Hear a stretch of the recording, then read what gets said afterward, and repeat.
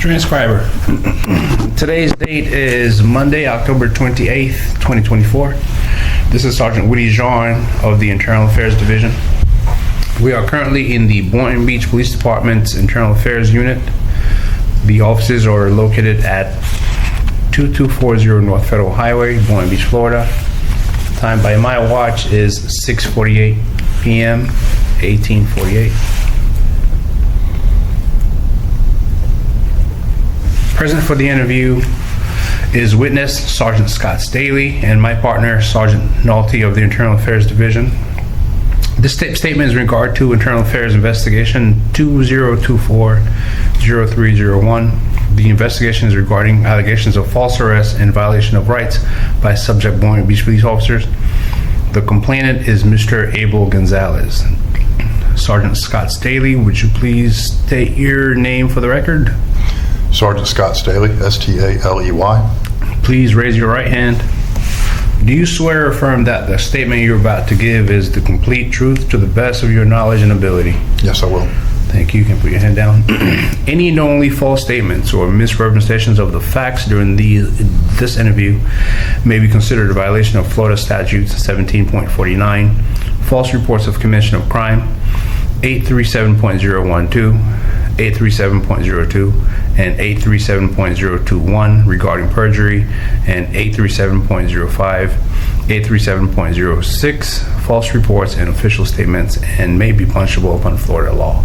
Do you understand the seriousness of this investigation and the information that you're about to provide? Yes, sir.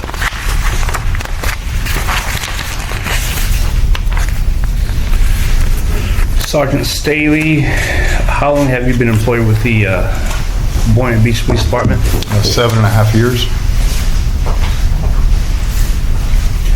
What is your current position with the Boynton Beach Police Department? Road Patrol Sergeant on Bravo 34.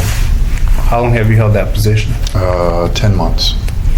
Can you give a brief outline of your duties as a Road Patrol Sergeant? Road Patrol Supervisor, approve reports, give guidance on calls, answer any questions, along with other standard sign of PCs. Are you familiar with the Boynton Beach Police Department case number 24-004538? Yes. Do you have a personal recollection of that case? I do. Can you please tell us about your involvement in the case?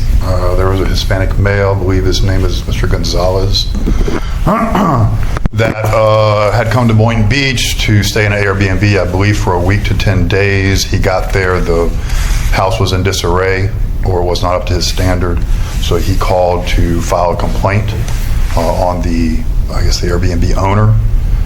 He had called dispatch, heated a couple of times because we were delayed or we were not responding in a quick enough time for him. He requested a supervisor. I spoke with him shortly. He explained to me that the Airbnb wasn't to his standard. He wanted a check to be, or a refund from the owner, and wanted us to get involved with him, filing a complaint or whatnot on the owner.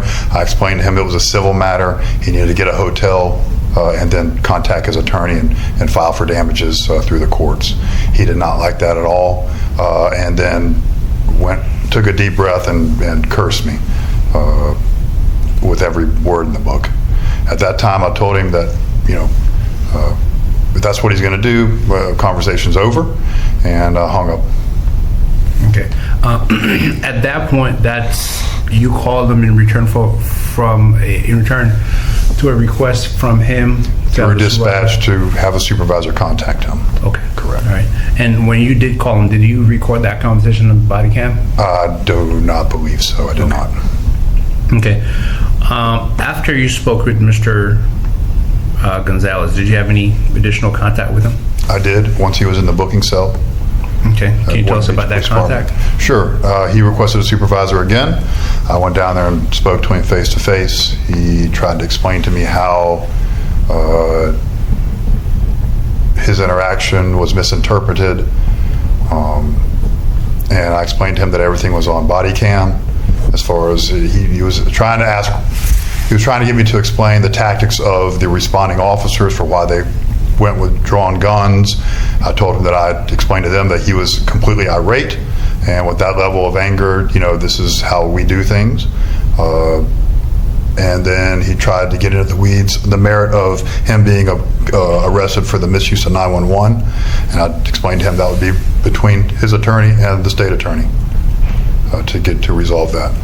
Okay, and you said you made contact with him. He was in booking still, obviously, because he was arrested. Correct. He was placed under arrest for misuse of 911. I believe he called dispatch 6 to 7 times with nothing but fury and curse words. Okay.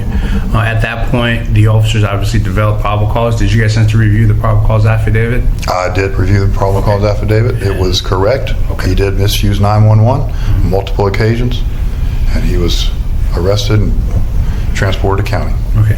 During your contact with Mr. Gonzalez in the jail cell, did he ask you for the non-emergency number to the police department? He did ask me for the non-emergency number. I explained to him it was 561-742-6100. Okay. Yeah, just right. So after you spoke to him on the phone, did you ever make contact with any of the responding officers? Believe I had one of them call me and explain to me they were arresting him for misuse of 911. I said that was fine, and then I'll see the PC when you guys get it finished. Okay, but you never reached out to any of the officers prior to their arrival? No, I never reached out and said, hey, go get this guy for misuse of 911. After I got off the phone with him, I let them figure it out as officers, and if I needed for guidance or refinement, then I would go that way. I didn't know if he was going to be nice when they showed up. It was a big misunderstanding, an apology, and they move on. And he goes and gets a hotel room, but that was not what happened. So, okay. Well, in a situation like this, if someone wants to speak to a supervisor, you speak to them, they're irate, would you typically reach out to the responding officers? No, would not. I don't want to add any bias to what he did with me to them. So I did not specifically for that reason. I let them get there, assess the situation, and do what was, legally proper. Okay. During your contact with Mr. Abel, did he ask to file a complaint against any officers at the time? No, he didn't get that far. Once I told him he was being triaged, we'll get there as soon as we can, it's a civil matter, he just cursed me out and then I hung up on him. Do you have any contact with dispatch? Did dispatch ever reach out to you about any type of complaint or No. issues? I just was told he was upset and they put me through to him. Okay. Obviously, you mentioned that he did curse you out during the first conversation with him? Correct. Okay, all right. Anything else you want to add to your statement? No, sir. Okay, all right. Transcriber, time by mile watch is 6:55 p.m., 18:55. This will conclude our interview of Sergeant Scott Staley.